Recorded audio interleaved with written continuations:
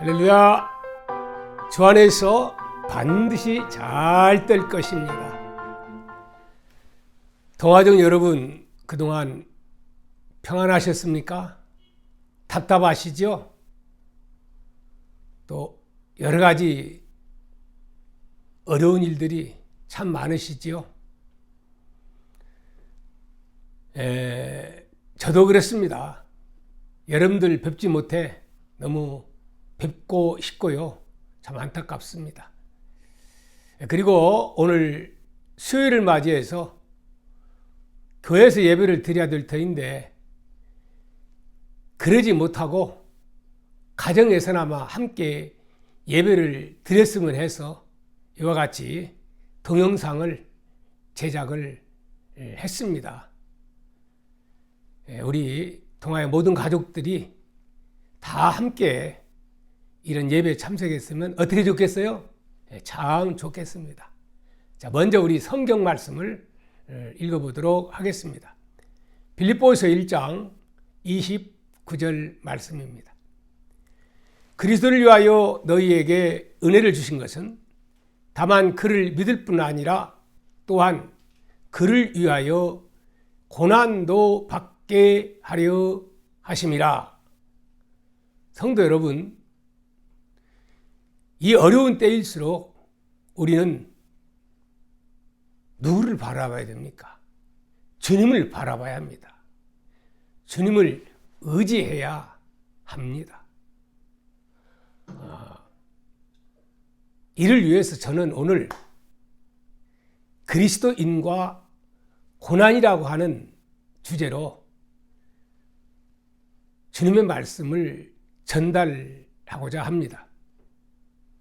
사람들은 대개의 경우 예수를 믿게 되면 주님이 도와주시기 때문에 마땅히 모든 고난과 역경은 다 사라지고 행복과 평화가 넘치는 삶을 기대하며 예수를 믿습니다.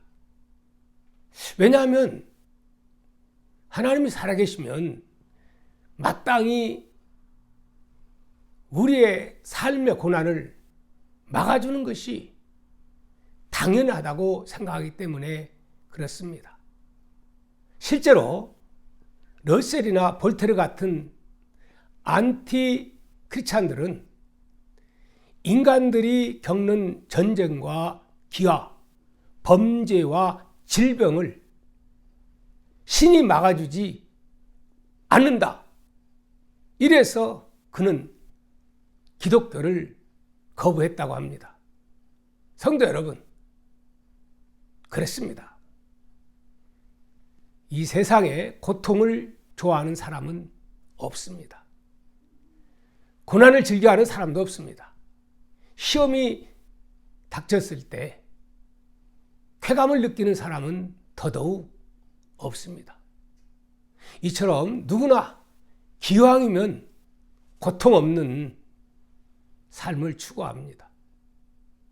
지금 설교를 하고 있는 이 박 목사라고 다를까요? 저도 마찬가지입니다. 이것이 본성입니다. 그러나 여러분, 우리가 믿는 하나님은 과연 어떤 분이실까요? 로마서 5장 8절은 이렇게 말합니다. 우리 같이 읽었으면 좋겠어요. 우리가 아직 죄인 되었을 때에 그리스도께서 우리를 위하여 죽으심으로 하나님께서 우리에 대한 자기의 사랑을 확증하셨느니라. 이렇게 말씀하고 계실 뿐 아니라 마태복음 26장 28절 끝에 보면 내가 세상 끝날까지 너희와 어떻게 해요? 항상 함께 있으리라. 이렇게 분명히 약속을 했는데요. 그런데 여러분, 함께 하시겠다고 하던 우리 주님은 왜 우리가 이렇게 고통을 당하는데 그냥 두고 보시는 것일까요? 하나님이 살아계신다면 지금 우리는 코로나 바이러스로 인해 한 달이 넘도록 주일 예배를 드리지 못하고 정상으로요.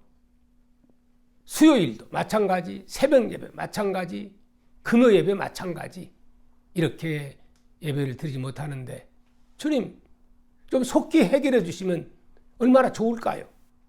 참 안타까운 마음 그말 없죠 여러분? 하지만 그렇다 해서 우리는 절망하면 안 됩니다. 우리는 어떻게 해야 되죠? 믿어야 합니다. 뭘 믿어야 합니까? 제가 자주 하는 말 있죠? 뭐죠? 모든 것이 합력하여 선을 이루시느니라. 하나님의 역사를 우리는 믿어야 합니다.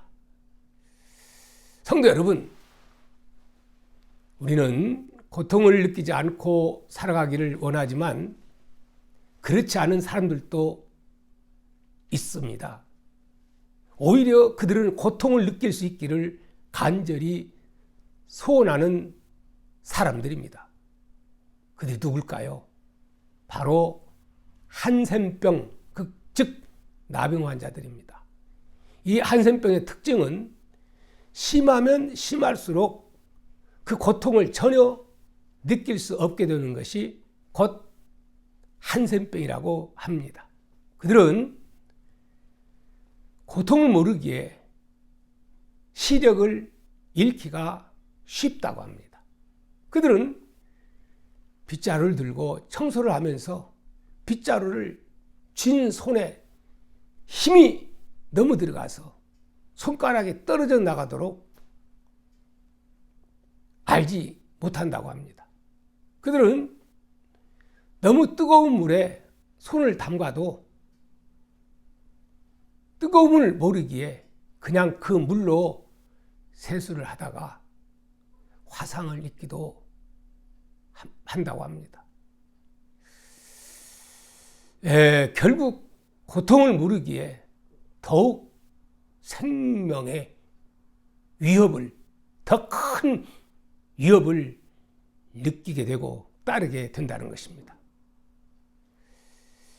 성도 여러분, 그렇기 때문에 고통을 느끼지 못하는 사람들의 유일한 소원이 뭐냐? 고통을 느껴야 할 때 그들은 고통을 느끼고 싶다는 그런 안타까운 마음입니다. 여러분, 이처럼 우리 몸은 알게 모르게 고통이라고 하는 통증에 의해 보호를 받고 살아가기도 하는 것입니다. 실례를 들어보면요, 눈을 오래 부릅뜨고 있으면 눈이 시려서 눈물을 흘리게 되거나 눈을 이렇게 깜박깜박 하게 됩니다. 이처럼 고통의 눈의 시력을 보여주는 것이죠. 고통이요. 손이 난로 가까이 가면 뜨겁습니다. 그래서 우리는 난로에 대지 않게 손을 얼른 빼죠. 뼈가 어긋나면 통증 때문에 우리는 팔을 묶어가지고 목에 이렇게 매기도 합니다. 고통 때문에 더 이상 뼈가 어긋나지 않게 조심하게 되는 것이죠. 성도 여러분, 이처럼 고통은 때로 우리를 더욱 큰 피해로부터 보호하는 역할을 하게 되는 것입니다. 때로는 고통이 복이라는 사실입니다. 이 땅에서 고통이 없게 되면 더 많은 큰 문제들이 발생하게 된다고 하는 말씀입니다. 때문에 하나님은 우리 인생에게 반드시 고통이 필요하기에 그러한 고통을 주신 것입니다. 실제 있었던 실화를 말씀을 드리겠습니다. 한 청년이 28살 먹은 나이에 진보적인 단체에 가입했다는 이유로 사형을 언도받고 수용소로 끌려갑니다. 그런데 8개월 만에 사형이 집행이 되지요. 이 사형대에 묶인 그는 마지막 유언을 하는 시간이 주어지게 되었는데요. 그는 아무 말 없이 하늘을 멍하니 바라보았습니다. 그런데 그 순간 러시아 정교회의 철탑에 올려진 십자가가 그의 눈에 들어왔습니다. 그는 묘한 감정이 일어나면서 순간 눈을 감고 신이 살아계신다면, 그러면서 그는 잠깐 기도를 하는데 순간 황제의 특사가 소설처럼 등장해서 그는 결국 사형을 면하고 시베리아로 유백길에 오르게 됩니다. 그는 시베리아로 가는 그 도중에 유백길에서 어떤 무명의 전도자로부터 또 한 권의 성경책을 받게 되는데요. 그는 그 성경책을 받자 그 죽음의 순간에 되어진 그 귀한 일을 생각하며 성경을 열심히 보게 됩니다. 마침내 그는 성경을 통해서 인격적인 우리 예수님을 만나게 되지요. 근데 그는 그 후 하나님의 은혜로 석방이 되는데요. 그는 신앙을 바탕으로 책을 씁니다. 죄와 벌, 까라마조프의 형제들, 이런 대걸작을 썼던 누구지요? 여러분 아시지요? 토스토옙스키, 그에 대한 이야기입니다. 그의 두 작품의 주제는 모두 죄와 인간과 하나님에 관한 것입니다. 그는 이렇게 이야기합니다.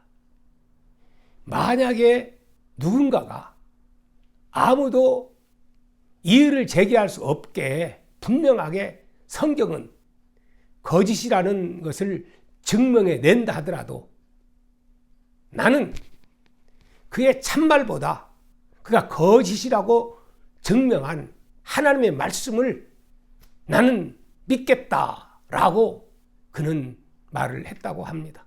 여러분, 이는 무엇을 말하는 것일까요?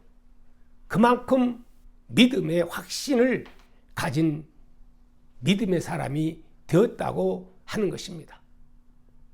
성도 여러분, 그의 고난은 그에게 하나님의 크신 은혜를 선물로 결국 받게 된 것입니다. 이처럼 지금 당장 겪고 있는 고난은 불편하고 힘이 들고 고통이 되지요. 그렇다 한다 할지라도 좀 더 인내하며 멀리 보게 되면 오히려 고난이 이처럼 큰 복을 받게 되는 것입니다. 여러분, 결국 도스토옙스키는 고난 때문에 영감을 받아 세계적인 인물이 되었을 뿐 아니라 무엇보다도 중요한 구원을 받게 되는 영생의 복을 받게 된 것입니다. 그러므로 통화중 여러분, 우리는 결코 우리가 겪고 있는 이 고난에 대해서 절망하고 낙심할 것이 아니라 우리에게 향하신 하나님의 어떤 선하신 뜻이 이루어질 것인가를 기대하며 기도함으로 인내하고 믿음으로 나아가 반드시 승리하는 저와 우리 동화의 가족들이 되었으면 어떻게 좋겠어요? 참 좋겠습니다. 이번 주 금요일 8시에도 제가 영상을 만들어 올리려고 계획 중에 있습니다. 사실 이제 이렇게 제작을 안 하다가 모처럼 해보려니까 정말 어려움이 많군요. 실수도 많고 좀 어색하기 그지없습니다. 여러분, 이제 앞으로 점점 잘하게 될 겁니다. 이해를 많이 해주시고요. 그리고 어차피 우리가 잘못하면 유혹받기 쉬운데, 믿음 떨어지기 쉬운데, 이럴 때일수록 꼭 말씀 가까이 하고 예배 시간에 우리가 이 동영상을 통해서라도 이렇게 하나님 말씀을 가까이 하는 그런 기회가 됐으면 하나님이 기뻐하실 겁니다. 여러분, 우리 모두가 이렇게 최선을 다해서 예배하는 일에 협조해 주시기를 바랍니다. 예, 고맙습니다. 할렐루야!